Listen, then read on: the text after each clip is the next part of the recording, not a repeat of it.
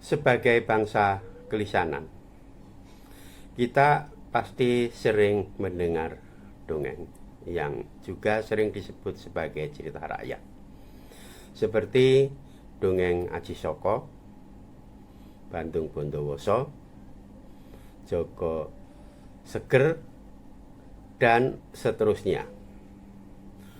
Dongeng-dongeng itu seringkali penuh dengan misteri,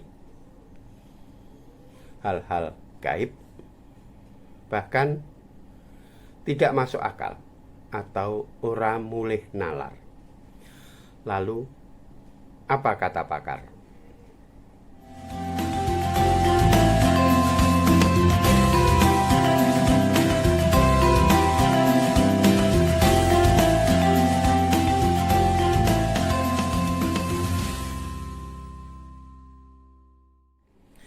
Sesungguhnya, dongeng bukan sekedar pengantar tidur atau perintang waktu, tetapi ingatan masyarakat pemilik dongeng bersangkutan mengenai peristiwa masa lalu atau hal-hal yang sangat penting pada masa lalu yang dinyatakan dibalut dengan perlambang melalui kisahan.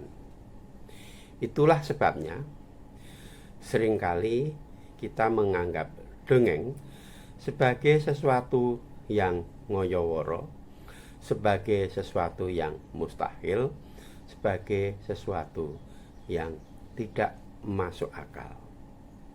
Padahal seharusnya kita membaca, mendengar, dan menafsirkan dongeng harus dengan penalaran, sehingga kita bisa memperoleh makna yang dimaksud di sebalik dongeng itu. Sebagai suatu pernyataan melalui lambang, maksud yang ada di sebalik dongeng tersembunyi melalui kisahan, nama tokoh, nama tempat, sekti, pusaka, dan seterusnya. Sebagai contoh, bagaimana kita, Anda dan saya, menerjemahkan cerita Aji Saka yang datang ke tanah Jawa membawa aksara Jawa yang 20 buah itu: Hono, Coro, Kodo, To, Sawala, Pada, Jayanya, Moga, Bodongo. Benarkah Aji Saka mengalahkan Raja Tanah Jawa yang berwujud raksasa, menggunakan destar yang dia urai, mendesak Dewata Cengkar hingga tercebur ke Laut Selatan dan berubah menjadi buaya putih?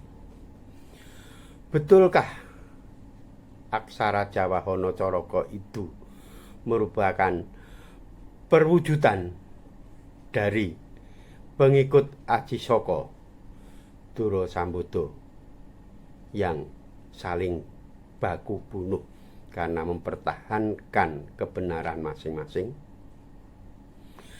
Bagi saya, Aji Saka bisa siapa saja. Bisa budaya, bisa agama, dan seterusnya. Dewata Cengkar merupakan lambang keniraksaraan yang dikalahkan oleh nalar melalui ikat kepala. Ikat kepala bagi saya adalah perlambang nalar. Dengan demikian, Dewata Cengkar terdesak ke laut selatan dan tercebur ke laut merupakan lambang keniraksaraan, keberaksaraan, yang juga berarti peradaban. Sayang sekali saya tidak bisa menafsirkan makna buaya putih sebagai perwujudan Dewata Cengkar setelah tercebur ke laut. Apakah buaya putih itu merupakan roh kelisanan Jawa, sehingga sekalipun orang Jawa sudah masuk ke tahap keberaksaraan, tetapi tetap memiliki sifat kelisanan.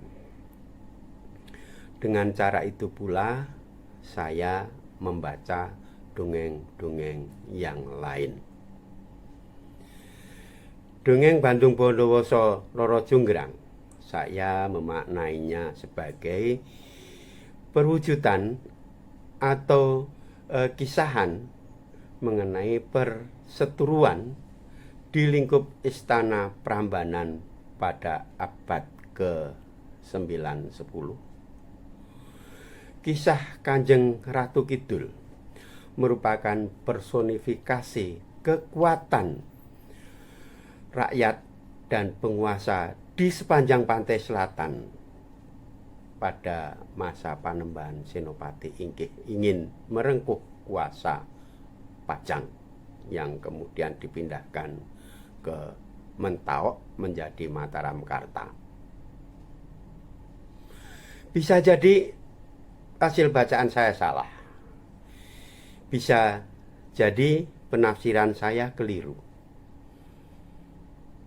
dan diluruskan oleh orang lain. Tetapi selama pelurusan menggunakan matra yang sama, yakni penalaran, mengapa tidak?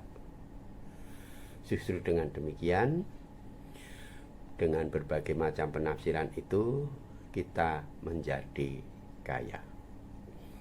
Itulah sebabnya saya selalu mengatakan bahwa membaca dongeng dengan penalaran tidak semata-mata kita memahami sesuatu yang berada di balik dongeng itu, tetapi kita juga memahami bagaimana cara berpikir nenek moyang kita pada masa lalu.